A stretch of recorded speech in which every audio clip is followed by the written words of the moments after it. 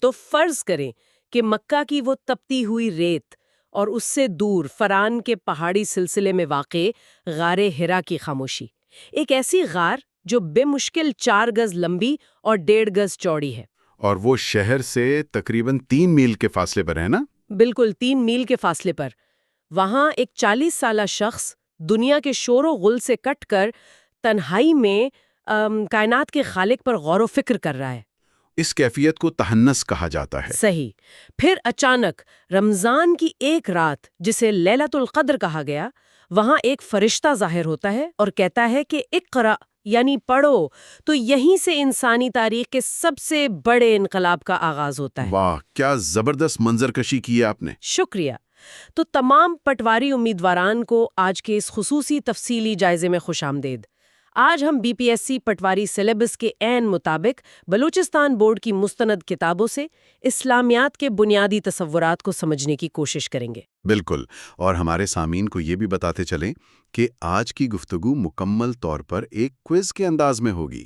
ہم صرف حقائق کو رٹیں گے نہیں، بلکہ ان کے پیچھے چھپی حکمت کو بھی سمجھیں گے۔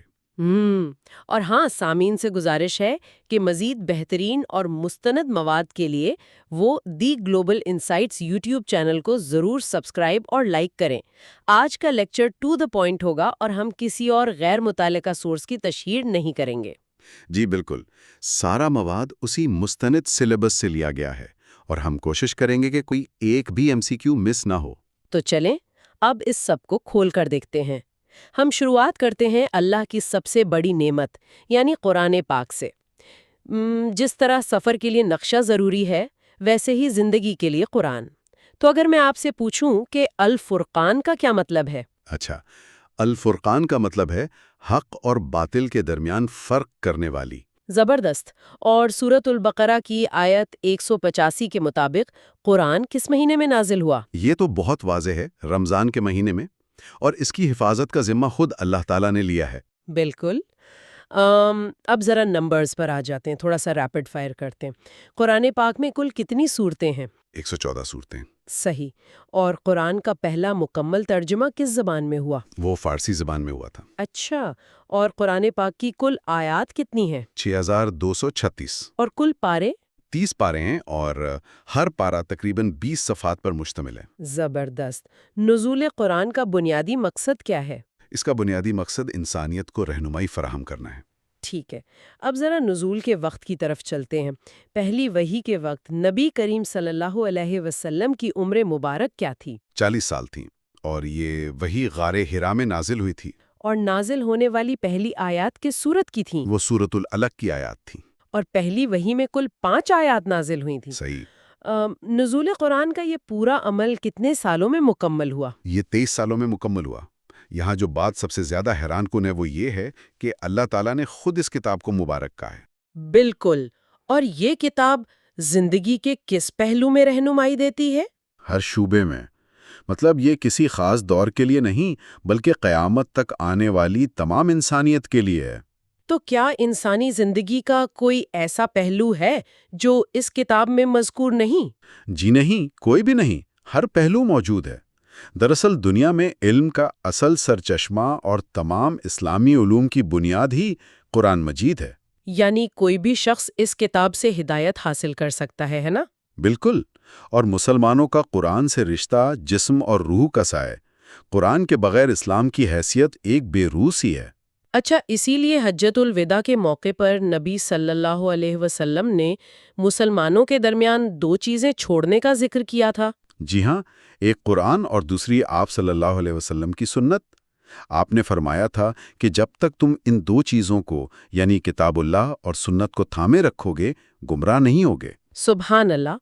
اور قرآن کا سب سے بڑا اعزاز اور امتیازی خصوصیت کیا ہے؟ وہ یہ ہے کہ اس نے انسانیت کو ایک مکمل ضابطۂ حیات دیا۔ یہ اللہ کی آخری نازل شدہ کتاب ہے۔ اس کتاب میں تمام تعلیمات مکمل ہو چکی ہیں، اور اس کا قیامت تک محفوظ رہنا اس لیے ضروری ہے تاکہ ہر دور کے لوگ اس سے رہنمائی حاصل کر سکیں۔ اسی حوالے سے سورۃ الحجر کی آیت 9 کا ترجمہ کیا ہے؟ اس کا ترجمہ ہے کہ بے شک یہ ذکر ہم نے نازل کیا ہے اور ہم ہی اس کے محافظ ہیں۔ یعنی انا نحن نزلنا الذکر وانا لہ لحافظون، یہ سورۃ الحجر کی آیت ہے۔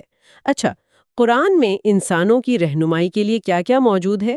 احکامات، حلال و حرام، یا جزا اور سزا؟ یہ تمام چیزیں موجود ہیں، اور اس میں انسانی زندگی کی سب سے بڑی حقیقت یعنی آغاز اور انجام بھی بیان ہوا ہے۔ بالکل۔ جامع ترمذی کی ایک مشہور حدیث ہے، خیرکم من تعلم القرآن وعلمہ، اس کا کیا ترجمہ ہے؟ اس کا مطلب ہے تم میں سے بہترین وہ ہے جو قرآن سیکھے اور سکھائے۔ یہ تمام انسانیت کے لیے نازل ہوا ہے؟ اچھا، لفظ قرآن مادہ قارا سے نکلا ہے، اس کا کیا مطلب ہے؟ اس کا مطلب ہے پڑھنا یا تلاوت کرنا۔ اور قرآن میں کتنے سجدے ہیں؟ میرا مطلب ہے سجدہ تلاوت، 14 سجدے ہیں۔ ٹھیک ہے، اب ذرا تدوین کی بات کرتے ہیں۔ جامع القرآن کسے کہا جاتا ہے؟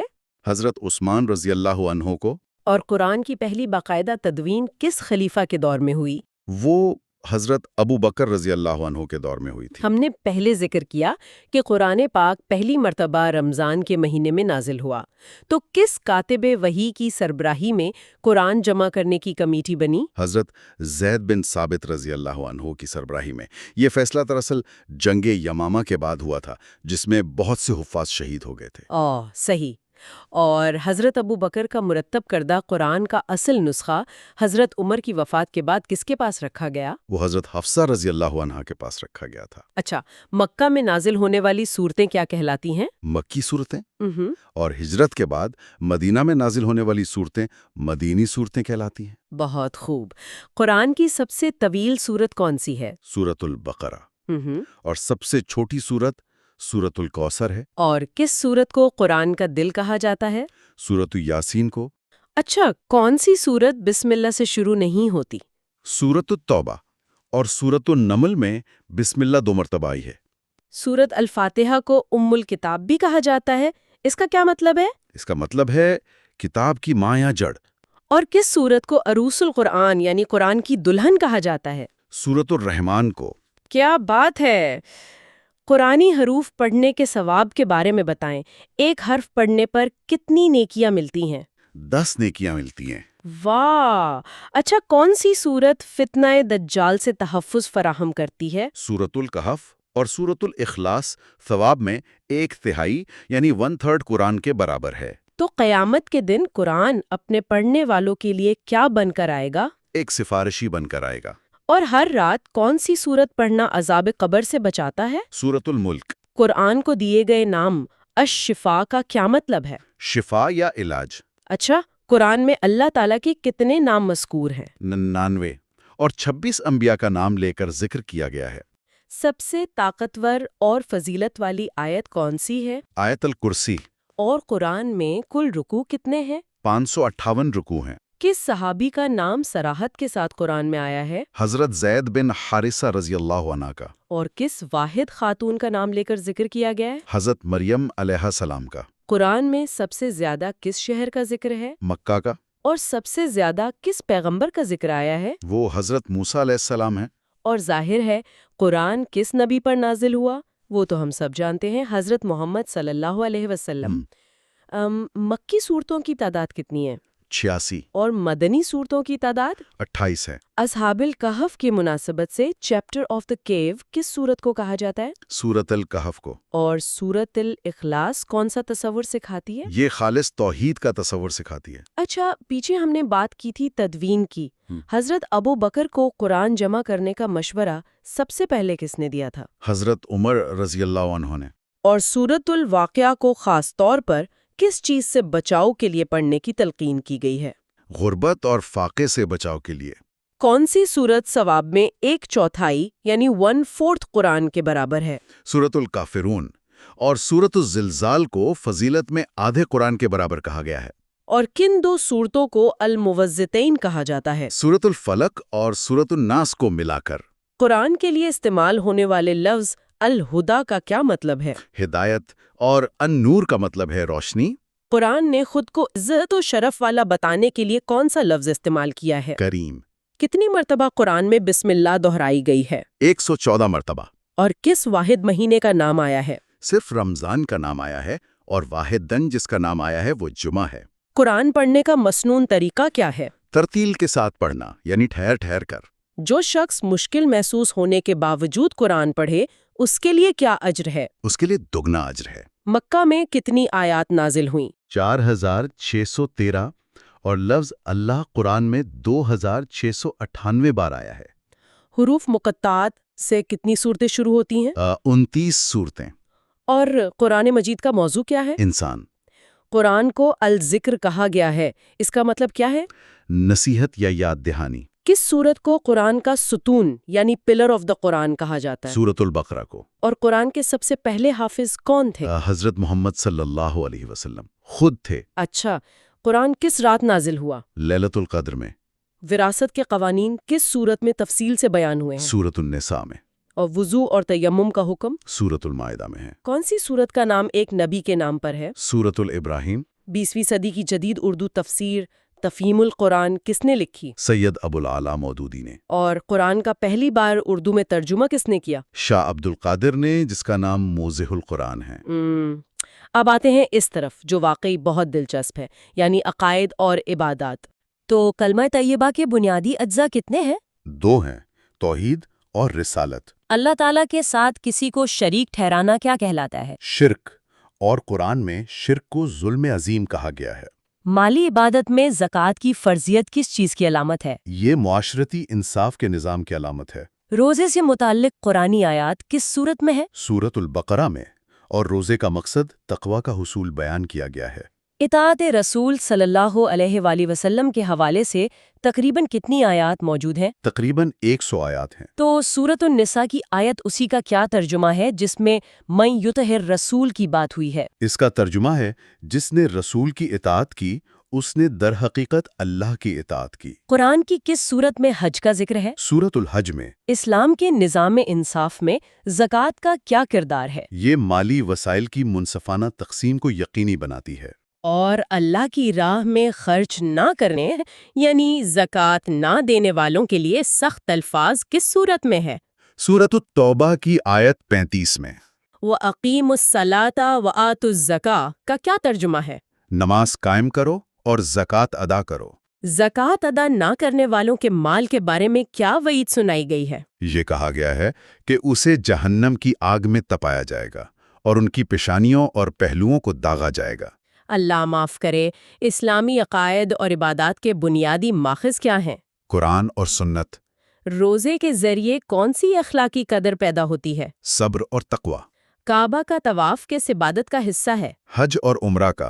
اور حج کے دوران شیطان کو کنکریاں مارنے کا عمل رمی کہلاتا ہے۔ جنت کے محافظ فرشتے کا کیا نام ہے؟ رضوان۔ اسلام کے لغوی معنی کیا ہیں؟ امن، فرما برداری اور اطاعت، یعنی یہ تمام معنی اس میں شامل ہیں۔ حج کے دوران شیطان کو کنکریاں مارنے کا عمل کس ہجری سال میں شامل ہوا؟ 9 ہجری میں۔ سیف اللہ یعنی اللہ کی تلوار کس صحابی کا لقب ہے؟ حضرت خالد بن ولید رضی اللہ عنہ کا۔ اور سفر کے دوران پڑھی جانے والی مختصر نماز کو کیا کہتے ہیں؟ اسے قصر کہتے ہیں۔ زبور کس پیغمبر پر نازل ہوئی؟ حضرت داؤد علیہ السلام پر۔ سونے پر زکوٰۃ کا نصاب کیا ہے؟ 7.5 تولے۔ اسلام کے کس رکن کو دین کی ریڑھ کی ہڈی کہا گیا ہے؟ نماز کو۔ قیامت کے دن کون سے فرشتے سور پھونکیں گے؟ حضرت اسرافیل علیہ السلام۔ کس پیغمبر کو آدم ثانی کہا جاتا ہے؟ حضرت نوح علیہ السلام کو۔ صفا اور مروہ کی پہاڑیوں کے درمیان دوڑنے کے عمل کو کیا کہتے ہیں؟ صحیح۔ نبوت کے کس سال نماز فرض ہوئی؟ 10ویں سال، معراج کے موقع پر۔ زکوٰۃ کے لغوی معنی کیا ہیں؟ پاک ہونا یا بھرنا۔ روئے زمین پر تعمیر ہونے والی پہلی مسجد یا عبادت گاہ کون سی ہے؟ خانہ کعبہ۔ کس جنگ کو یوم الفرقان کہا جاتا ہے؟ جنگ بدر کو۔ سب سے پہلے اذان کس نے دی تھی؟ حضرت بلال رضی اللہ عنہ نے۔ کس پیغمبر کو پرندوں اور جانوروں سے بات کرنے کا معجزہ دیا گیا تھا؟ حضرت سلیمان علیہ السلام کو۔ چاندی پر زکوٰۃ کا نصاب کیا ہے؟ 52.5 تولے۔ البقرہ کا کیا مطلب ہے؟ گائے۔ یوم عرفہ کس دن کو کہا جاتا ہے؟ 9 ذوالحجہ کو۔ حجر اسود کو چھونے یا چومنے کو کیا کہتے ہیں؟ اسے استلام کہتے ہیں۔ رمضان کے بعد کون سا اسلامی مہینہ آتا ہے؟ شوال آتا ہے۔ تورات کس پیغمبر پر نازل ہوئی؟ حضرت موسیٰ علیہ السلام پر۔ جہنم کے دروغہ فرشتے کا کیا نام ہے؟ مالک۔ اچھا، لفظ عبادت کس حربی مادے سے نکلا ہے؟ عبد سے، اور اس کے معنی جھکنا، فرمابرداری اور غلامی سب پر محیط ہیں۔ سورۃ الزاریات کی آیت وَمَا خَلَقْتُ الْجِنَّ وَالْإِنسَ إِلَّا لِيَعْبُدُونَ کا کیا ترجمہ ہے؟ اور ہم نے جنوں اور انسانوں کو صرف اپنی عبادت کے لیے پیدا کیا ہے۔ اسلامی نقطہ نظر سے عبادت کا دائرہ کہاں تک پھیلا ہوا ہے؟ یہ معاشرہ، معیشت اور سیاست سب پر پھیلا ہوا ہے۔ حقیقی عبادت کے لیے انسان کو کس چیز کو نظر انداز کرنا پڑتا ہے؟ اپنی ذاتی خواہشات کو۔ عبادت کا کون سا عمل انسانی میل جول سے تعلق رکھتا ہے؟ حقوق العباد۔ انسان کا اللہ کے ساتھ مضبوط رشتہ کیسے قائم ہوتا ہے؟ ہر وہ کام کرنے کی کوشش سے جس سے مالک اور خالق راضی ہو۔ کون سی صورت خالص توحید کا تصور پیش کرتی ہے؟ سورۃ الاخلاص، اور اس میں قل هو اللہ احد، اللہ کی وحدانیت یا یکتائی پر زور دیتی ہے۔ سورۃ الرعد آیت 16 کے مطابق اللہ کس چیز کا خالق ہے؟ وہ ہر چیز کا خالق ہے۔ انسان سچا ایمان کیسے حاصل کر سکتا ہے؟ آسمانوں اور زمین میں موجود اللہ کی قدرت اور حکمت کی نشانیوں پر غور کرنے سے۔ خالق کلی شے کا کیا مطلب ہے؟ اللہ ہر چیز کا خالق ہے۔ غیب کا علم صرف کس کے پاس ہے؟ صرف اللہ کے پاس۔ سورۃ یونس آیت 31 کے مطابق آسمانوں اور زمین سے رزق کون دیتا ہے؟ اللہ تعالیٰ۔ جب کوئی توحید سے منہ موڑ کر دوسروں کی اطاعت کرتا ہے تو وہ کیا کرتا ہے؟ وہ شرک کرتا ہے۔ للہ ما فی السماوات و ما فی الارض کس سورت کی آیت ہے؟ سورۃ البقرہ کی آیت 255۔ مسلمان کا ایمان کس کی اطاعت کے بغیر مکمل نہیں ہو سکتا؟ حضرت محمد صلی اللہ علیہ وسلم کی۔ اور نبی کریم کی اطاعت دراصل کس کی مرضی کے آگے سر تسلیم خم کرنا ہے؟ اللہ کی مرضی کے آگے۔ تو اس سب کا کیا مطلب ہے؟ اس کا جواب ہمیں سیرت النبی کے عملی نمونے میں ملتا ہے۔ بالکل۔ تو حق کی تلاش میں نبی کریم صلی اللہ علیہ وسلم کا میلان کس جانب تھا؟ تنہائی اور گوشہ نشینی کی جانب۔ غار ہرا کا فاصلہ مکہ سے کتنا ہے؟ 3 میل، اور اس کی طبعی پیمائش 4 گز لمبی اور 1.5 گز چوڑی ہے۔ غار میں نبی صلی اللہ علیہ وسلم کے غور و فکر کو کیا اصطلاح دی گئی؟ تہنس۔ پہلی وحی کے وقت عمر مبارک کتنی تھی؟ 40 سال، اور یہ رمضان کی مبارک مہینے میں نازل ہوئی۔ حضرت عائشہ کے مطابق نبوت ملنے سے پہلے آپ صلی اللہ علیہ وسلم کے ساتھ کیا ہونے لگا تھا؟ آپ کو سچے خواب آنے لگے تھے جو حقیقت بن جاتے۔ غار ہرا میں قیام کے لیے کھانا کون تیار کرتا تھا؟ حضرت خدیجہ رضی اللہ عنہا۔ فرشتے نے سب سے پہلا لفظ کیا کہا؟ اقرا، یعنی پڑھو۔ جب آپ نے فرمایا کہ میں پڑھنا نہیں جانتا تو جبرائیل نے کیا کیا؟ آپ کو زور سے پکڑا اور بھینچا، اور یہ عمل 3 مرتبہ دہرایا گیا۔ پہلی 5 آیات کس سورت کی ہیں؟ سورۃ العلق کی، جس میں انسان کو جمے ہوئے خون سے پیدا کرنے کا ذکر ہے۔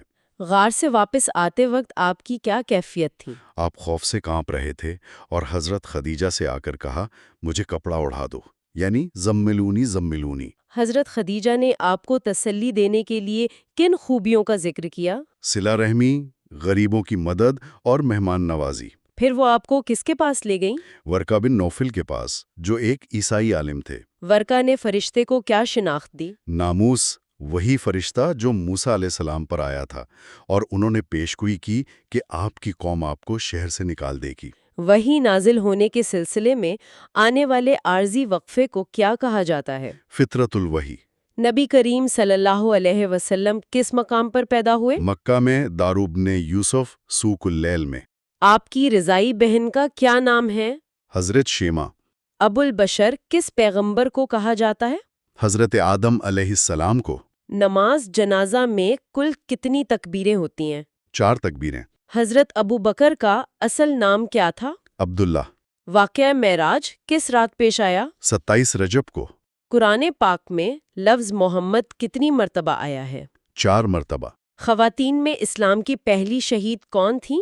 حضرت سمیہ رضی اللہ عنہا۔ مدینی صورتوں کی کل تعداد کتنی ہے؟ 28۔ تحویل قبلہ کا حکم کس ہجری سال میں آیا؟ 2 ہجری میں۔ حضرت عمر کے لقب الفاروق کا کیا مطلب ہے؟ حق اور باطل کے درمیان فرق کرنے والا۔ بنو ہاشم کا سماجی بائیکاٹ کتنے سال تک جاری رہا؟ 3 سال تک۔ قبر میں سوالات کرنے والے فرشتوں کا کیا نام ہے؟ منکر اور نکیر۔ ذوالنون یعنی مچھلی والے کس پیغمبر کا لقب ہے؟ حضرت یونس علیہ السلام کا۔ مدینہ میں بنائی گئی سب سے پہلی مسجد کون سی تھی؟ مسجد قبا۔ حضرت خدیجہ سے نبی صلی اللہ علیہ وسلم کی کتنی بیٹیاں تھیں؟ 4 بیٹیاں اور 2 بیٹے بھی تھے۔ نبی صلی اللہ علیہ وسلم کو قتل کرنے کی سازش کس یہودی قبیلے نے کی؟ بنو نذیر نے۔ صلح حدیبیہ کا معاہدہ کس نے تحریر کیا؟ حضرت علی رضی اللہ عنہ نے۔ تیمم میں کتنے فرائض ہیں؟ 3۔ غزوہ خندق کا دوسرا نام کیا ہے؟ غزوہ احزاب۔ سورۃ الاحزاب کی آیت 21 لقد کان لکم فی رسول اللہ اسوۃ حسنہ کا کیا ترجمہ ہے؟ یقیناً تمہارے لیے رسول اللہ صلی اللہ علیہ وسلم کی زندگی میں ایک بہترین نمونہ ہے۔ اور کتاب کے مطابق نبی کریم کی مکمل زندگی کس چیز کی عملی تفسیر ہے؟ قرآن پاک کی۔ ہم نے تمام MCQs مکمل کر لیے ہیں۔ میں تمام پٹواری امیدواران کا شکریہ ادا کرنا چاہوں گی جو ہمارے ساتھ اس سیشن میں رہے۔ یاد رکھیں BPSC کا امتحان کتنا ہی مشکل کیوں نہ ہو، محنت کبھی رائے گاہ نہیں جاتی۔ اور جاتے جاتے سامعین کو ایک بار پھر یاد دلائیں گے کہ دی گلوبل انسائٹس یوٹیوب چینل کو ضرور سبسکرائب اور لائک کریں، کیونکہ باقی نصاب بھی یہیں پر کور کروایا جائے گا۔ بالکل۔ تو اس سے پہلے کہ ہم اجازت لیں، میں چاہوں گی کہ ہم سب ایک گہری سوچ کے ساتھ اس قسط کو ختم کریں۔ جی، ذرا سوچئے۔ ان تمام سوالات کے جوابات صرف امتحان پاس کرنے یا یاد رکھنے کے لیے نہیں ہیں۔ ذرا تصور کریں، اگر ہم 1400 سال پہلے کے ان عبادات، عقائد اور سیرت کے اصولوں کو واقعی اپنے معاشرے میں آج مکمل طور پر نافذ کر لیں، تو کیا ہماری زندگیاں بالکل بدل نہیں جائیں گی؟ یہ غور کرنے کا مقام ہے۔ اپنے ارد گرد دیکھیں اور سوچیں کہ آغاز کہاں سے کیا جا سکتا ہے۔